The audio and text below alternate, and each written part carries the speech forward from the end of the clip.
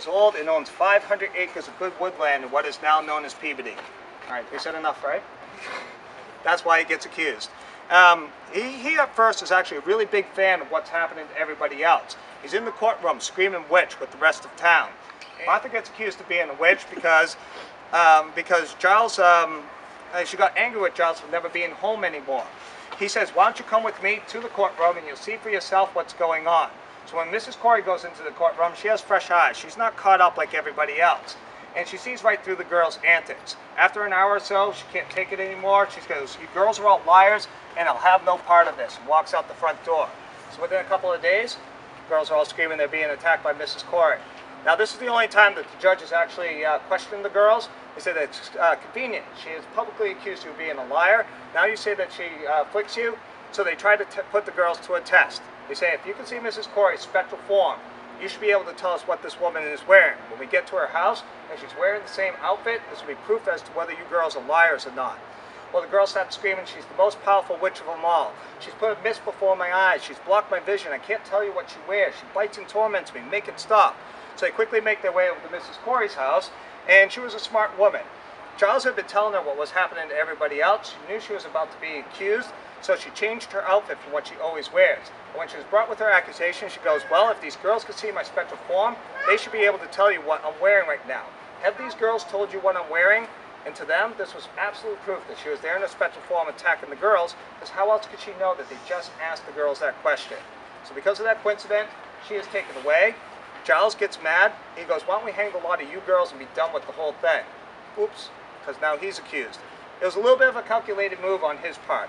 He had been a lawyer early in his life, and he knew this group of judges that were put together to deal with this was not a proper English court. And as an English citizen, he deserved the right to an English judge. So he refused to put in a plea of innocent or guilty, would not acknowledge their right to try him. So long as he doesn't put in a plea of innocent or guilty, they cannot go forward with the court case. Can't go forward with the court case, can't take his stuff. So he goes mute. But they are allowed to torture you. So what they do is they bring him out into a field, which is now the Howard Street Cemetery, dig a very shallow ditch, stake the man down to the ground, strip him down, and then put a board on top of him. Once an hour, they would take large rocks and drop him on his chest.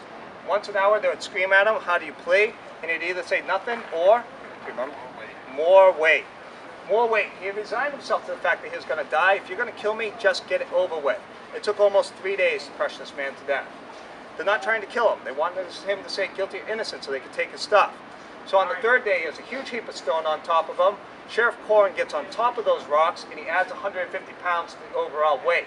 Screaming at Giles, how do you plead? He can't answer now because his tongue's pressed out of his mouth. So he takes the old man's cane, shoves his tongue back into his mouth, screams at him again, and this is where we get the curse of Giles Corey.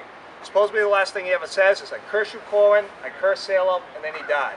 Incidentally, every single high sheriff of Salem, including Corwin, right up to the last one, has either died in office or had to leave office due to a heart disease or some sort of a blood illness. But then again, these are cops. I mean, these are really surprising. But the position doesn't exist anymore, so they can say that with fact. They blame it on Giles Corey. Also, every major fire that happens in town, someone has seen the ghost of Giles Corey in the Howard Street Cemetery as a decrepit old man going, right before the armory burned down. They saw the ghost of Giles Corey. The Great Fire of 1914 burned a third of South Salem. They said that the ghost of Giles Corey was seen repeatedly. I also grew up right across the street from that graveyard. So that was my playground when I was a little kid. That's why it made me so happy to see him doing that. And he's also a real character in my life because my mom used to threaten him against me. If I was being bad or staying up late, she was like, do you want me to get Giles on you? I'm like, nah. You know, he's the boogeyman. He lives over in the graveyard. And I used to be appalled at the sheriff getting on top of those rocks. I thought that was completely inhuman. But do you really think he could have said, I curse you, Corn, I curse Salem, with all that weight on top of him after 3 days? So I think that was a legend. Get that away from it. What the sheriff was doing was ending the man's life. Got on top of the rocks, added 150 pounds to it, gave a bounce to it, tongue comes out, uses a cane to put the dead man's tongue back in, and then he goes right to the farm so he can confiscate everything. Once he gets there, Giles Corey's two son-in-laws both have deeds to the property. Before he said a word about the girls, he made sure to put that in writing, and because that was in writing prior to him being accused, it gets probated that way, they don't get to take his stuff. So, yay! Sort of wins.